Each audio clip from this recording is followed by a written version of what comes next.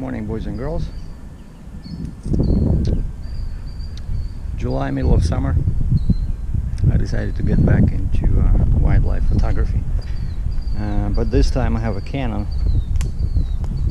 mostly because I need a better autofocus for video for my YouTube channel, and Nikon just didn't cut it, even though the images it produces, you know, like photography wise, are perfect. I had D810, D500, but autofocus in live view was a joke, you know? So I switched to Canon. Basically just started doing video only. I started with the T7i because it has a dual pixel autofocus. It worked perfect even with cheap lenses, you know, like perfect for YouTube. But then I started missing, you know, photography, so I wanted the same Canon with the same dual pixel AF, but better resolution, and so I switched to 6D Mark II, and it's full frame, and it's 26 megapixels. Nice camera. And when I started, I was doing wildlife photography kind of like in a budget kind of way, and the easiest way to start, and by the way, we are at the lake here, small lake behind me. There's a bunch of herons over there, but they're so far you cannot see them, but like they're very tiny even when I shoot them, try to shoot them. But I'm waiting because it's gonna heat up, and I'm pretty sure they're gonna start flying. I want to try to capture them in flight because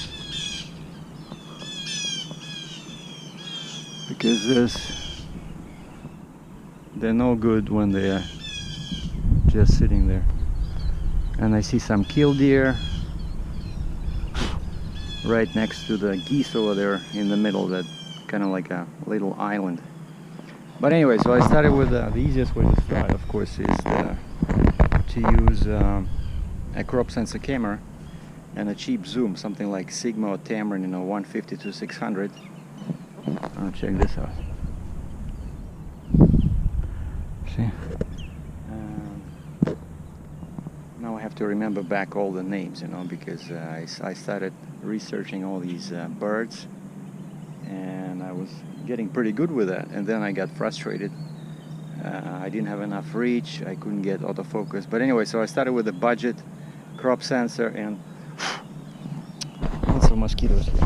And I don't know what I was thinking coming here dressed like this. Again, it's been a while, you know. So next time, of course, I'm coming in full camo and full pants, and probably a hot hat. But anyway, so I started with the budget crop sensor. I think I started with the Nikon D7200, and then I switched to 500, and I went to Florida, and I had best luck with the D500 or D7500 and Sigma 150 to 600. But even though, you know, like you have a feeling that you have a large big reach, because 600 times 1.5, it's like what, 900, right? No, 800, no, 900 millimeters, but you don't get that, you know, like you need a better lens. And so this time I started looking online for some used equipment, and I was specifically looking at 300 millimeter f2.8 and 500, like the first generation of Canon, you know, still with stabilization Mark 1. And the prices were kind of like converging, you know, like the better version of 300 millimeter was selling pretty much for the same money as 500 millimeter.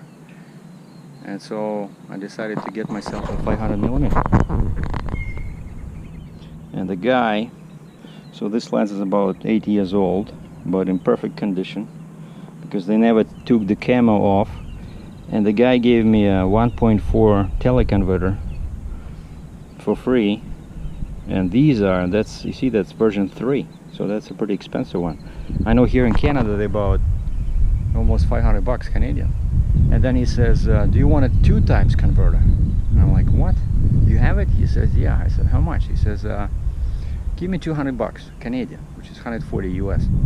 I said, stay right there. Where's the bank? He says, around the corner. So I ran to the bank, grabbed 200 bucks, gave him, and so now I have a full set. I have 2x converter, I have, you know, and so this is a full frame. So this now is 700 millimeters, right?